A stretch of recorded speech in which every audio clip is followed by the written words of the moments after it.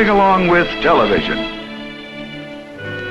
We certainly stepped in a hurry just now, all the way from Waukesha, Wisconsin, to a television studio in New York.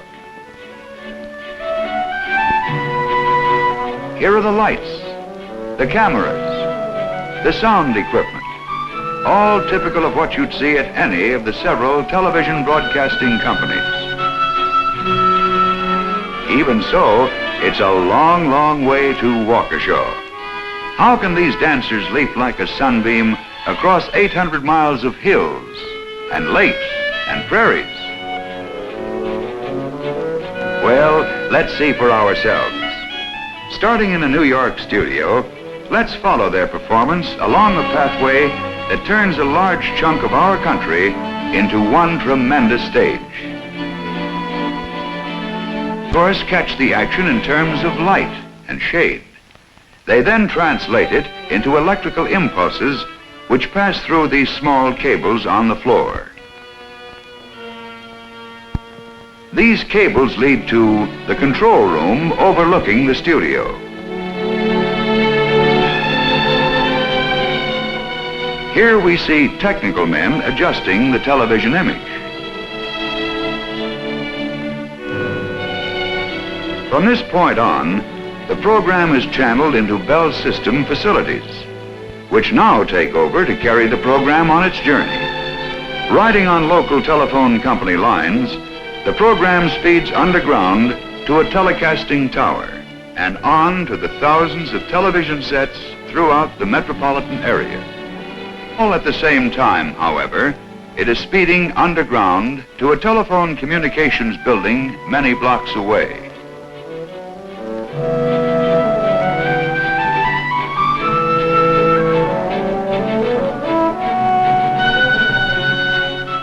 Ah, here are the dancers again.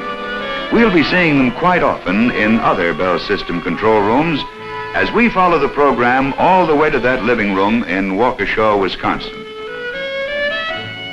A careful check on the image and the music, and we're really on our way. Underground, the program travels on a coaxial cable highway. Then, all in the twinkling of an eye, it drops off in Philadelphia.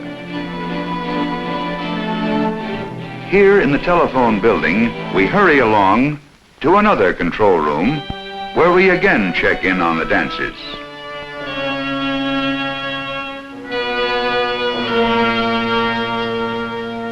Incidentally, a line takes the program to the top of a television tower, where it is telecast locally. But in the meantime, and far quicker than it takes to tell it, it speeds on its way to Pittsburgh. Here, let's pause for a moment just to watch the dancers and listen to the music.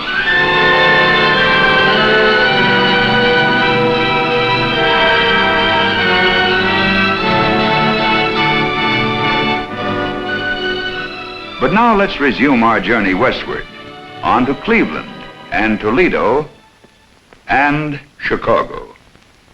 Here in Chicago, our coaxial cable highway takes us once more to the control room of a telephone building, and sure enough, the dancers are right here with us.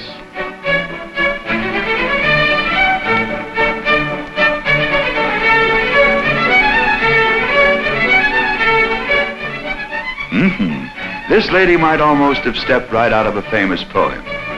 A dancing shape, an image gay, to haunt, to startle, and waylay. Up to now, the program has traveled on coaxial cable. New York to Chicago, all in a flash. Now in Chicago, we make an instant shift to another Bell System means of communication known as radio relay. Let's interrupt our journey here on the top of a telephone building in Chicago while we see what this radio relay is all about. This square-faced giant horn is an antenna for sending a special kind of radio wave. This antenna concentrates the radio waves into a very narrow beam, aimed straight as a rifle shot to a receiving tower. On top of this tower, A similar horn captures the signals and channels them through a hollow metal pipe to a series of amplifiers which build up their power. Restored to normal strength, the signals are now passed on through a sending antenna to a second radio relay tower. Here then, in essence, is what is known as radio relay. Incidentally, our program from New York could have come by radio relay instead of by coaxial cable. But let's return now to our television program as it's being beamed from the top of a telephone building in Chicago. It can go west to Kansas City and Omaha, or to resume our journey, it's an easy trip northward to Milwaukee and to a receiving antenna on top of the local telephone building. Now down through the building to the control room, and what do you know? The dancers again, and not the least bit tired from their long journey.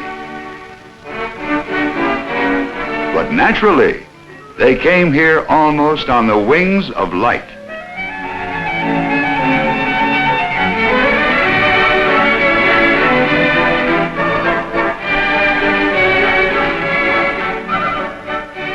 And now they simply hop on a local telephone cable, zip over to a television station, and jump out in all directions. Among the many places they land, guess where? Waukesha, of course. Now it's easy.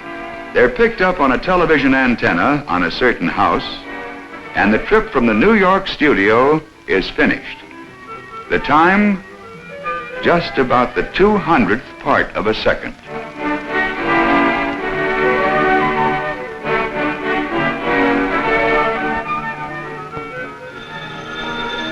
I'll answer it, Mother.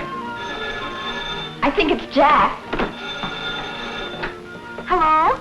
Is that you, Jack? Jack? Who's Jack? This is your granddad calling from Boston. Grandpa? How wonderful. Mother, it's Gramps. Oh, Grandpa, you'll never guess what we're doing. We're watching a television program coming all the way from New York. Isn't that super? Oh, I don't know. How about me talking to you all the way from Boston? Oh, but Grandpa, this is really something. Listen, honey, after what I've seen in the last 50 years, nothing surprises me anymore. 50 years. Yes, a lot has happened since Granddad, as a little boy, first jangled an old-fashioned telephone. In those days, it was a great event to talk on the telephone at all, let alone from Boston to Waukesha, Wisconsin. Then from his window in Boston, he saw the sky full of wires. Later on, the wires began to disappear into cables not much bigger than a man's wrist, carrying more conversations to more and more places, until finally, the long-distance network of today came into being. In the same way, Grandpa saw wires for carrying radio programs grow from nothing, only 25 years ago, to the present nationwide special network over which the Bell system regularly carries programs to more than 1,000 local stations owned by the broadcasting companies. Recently, Grandpa has been hearing a lot about coaxial cable and radio relay, how they're good for carrying both conversations and television programs.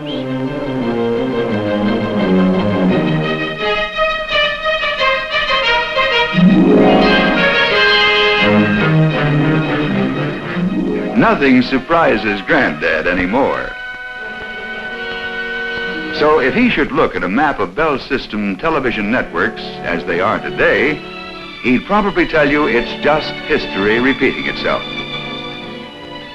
Even now, more than 40 cities are connected on a growing network of radio relay and coaxial cable television channels, making it possible for millions of people to be eyewitnesses of scenes more than 1,500 miles away.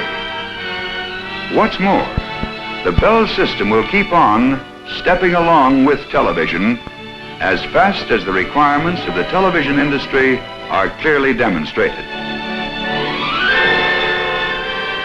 Considering Bell System history, Grandpa would say it's no pipe dream. It's just plain logical.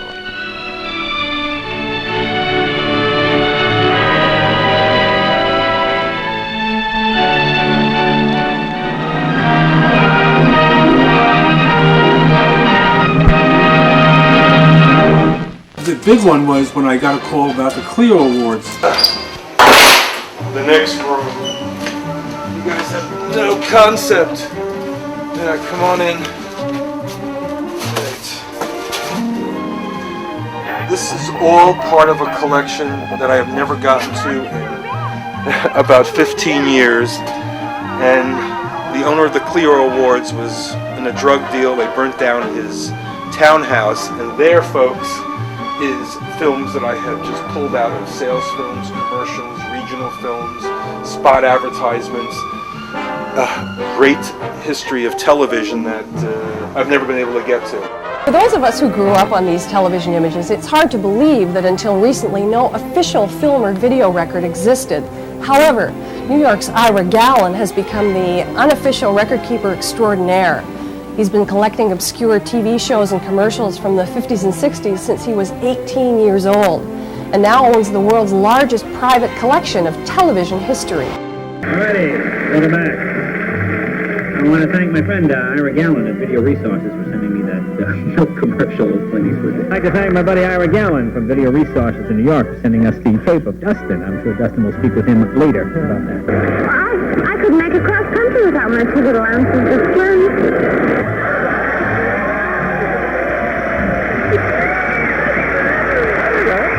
My friend called me and said, "Oh, you've got her on. I've got this commercial." I said, "Oh, send it to me, son." What's the name of your friend? Ira Gallen. I know Ira. Do you know Ira? Yes, I know Ira. Ira Gallen watches entirely too much TV. But instead of rotting his brain, it's lining his pockets and helping him relive his childhood. Ira's carved a career out of dumpster diving for old TV shows and commercials, and he's come up with tens of thousands of them. It's Procter & Gamble's Golden Fluffo. But do you still have that prestigious Fluffo account, Mike?